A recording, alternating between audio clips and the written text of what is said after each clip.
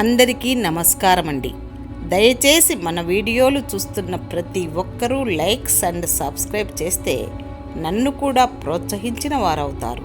దీంతో మరిన్ని మంచి వీడియోలు చేసే అవకాశం కలుగుతుంది, గమనించగలరు. జీవితంలో మనకు ఏదైనా సాధించాలి అనే తపన ఎప్పుడు పెరుగుతుంది అంటే అది మన తల్లిదండ్రుల కష్టం గుర్తించిన రోజుననే. జీవితంలో ఒక్కసారైనా ఓడిపో, ఒక్కసారైనా కన్నీళ్లు కార్చు, ఒక్కసారైనా ఒంటరిగా జీవించు. అప్పుడే నిజమైన జీవితం అంటే ఏంటో తెలుస్తుంది. కోపం, అసహనం నిన్ను ఏ విషయాన్ని సరిగ్గా అర్థం చేసుకోనివ్వవు, సరైన నిర్ణయం తీసుకోనివ్వవు. కాబట్టి ఈ రెండు వదిలేసి చూడు, నీ జీవితం ఆనందమయమవుతుంది. మూర్ఖులతో వాదించడం మృతదేహానికి వైద్యం చేయడం లాంటిది. వైద్యానికి శవం ఎలా అయితే స్పందించదో మూర్ఖుడు కూడా అలాగే. నువ్వు చెప్పేది వినడు, అర్థం చేసుకోడు. మన జీవితంలో ఎన్ని బంధాలు ఉన్నా సరే మన ఇష్టాలని కష్టాలని పంచుకోవడానికి భగవంతుడు సృష్టించిన అద్భుతమైన అనుబంధమే స్నేహం. మనల్ని ప్రేమించిన మనుషులు బాధ పెట్టరనేది నమ్మకం. మనం ప్రేమించిన వ్యక్తులను కష్టపెట్టకూడదనేది ఆశయం. కర్పూరం చూడడానికి తెల్లగానూ ఉంటుంది, ముట్టుకుంటే చల్లగానూ ఉంటుంది. దానిని అంటిస్తేనే సెగలు కక్కుతుంది. మనిషి కూడా అంతే. ఎంత సాత్వికమైన తత్వం ఉన్నా గుండెల్లో మంటలు రేగనంత వరకు ఓర్పుగానే ఉంటాడు. మంటలు పుట్టిన మరుక్షణం తనలోని మరో మనిషి దర్శనమిస్తాడు.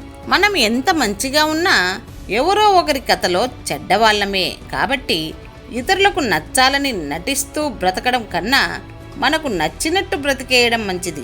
మన స్థాయిని బట్టి మనల్ని గౌరవించేవారి కంటే మన మనసును బట్టి మనల్ని ప్రేమించేవారే మనకు నిజమైన ఆప్తులు. ఆలోచన లేని మాట, అర్థం లేని ఆవేశం ఈరోజు బాగానే ఉంటాయి, కానీ ఏదో ఒకరోజు నిన్ను ఒంటరిని చేసేస్తాయి. జాగ్రత్త.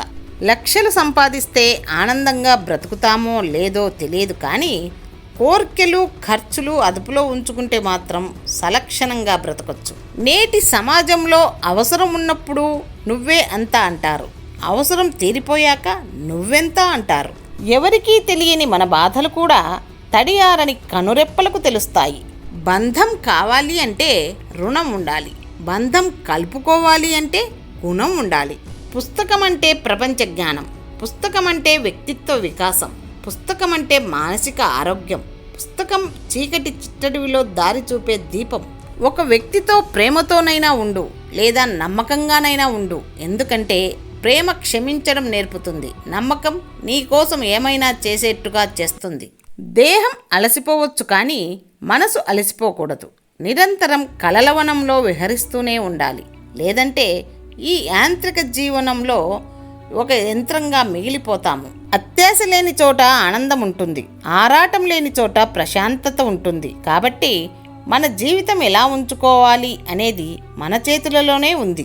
నువ్వు ఎవరన్న విషయాన్ని నీకు పూర్తిగా తెలియజేసే బలమైన ఆయుధమే అవమానం. నిశ్శబ్దం అంటే వెలుపల అలజడి లేకపోవడం, మౌనం అంటే లోపల అలజడి లేకపోవడం. మంచితనం అంటే నీ అనుకునే వాళ్ళకే కాదు, నీ చుట్టూ ఉన్న వాళ్ళకి కూడా మర్యాద ఇవ్వడం. ఒకరి వలన నీకు మంచి జరిగితే 1000 సార్లు ధన్యవాదములు చెప్పు. అదే చెడు జరిగితే ఒక్కసారి కూడా శపించకు, క్షమించు. జీవితమంతా మన అవసరాల కోసమే కాదు, అప్పుడప్పుడు అయినా మన ఆనందం కోసం బ్రతకాలి. కలలనేవి ఎప్పుడూ 4 గోడల మధ్యలో మొదలై ప్రపంచం మొత్తం వ్యాపించి 4 యుగాల వరకు నిన్ను గుర్తుంచుకునేలా ఉండాలి. సమాజాన్ని ముందుకు తీసుకుని వెళ్ళాలంటే ఏం చేయాలి అని ఒక బాబు వాళ్ళ నాన్నని అడిగితే ఆ ప్రక్కనే ఉన్న ఒక పెద్ద మనిషి ఇలా అన్నారంట: కాళ్ళు పట్టుకొని లాగకుండా చేతులు పట్టుకొని లాగాలి అని.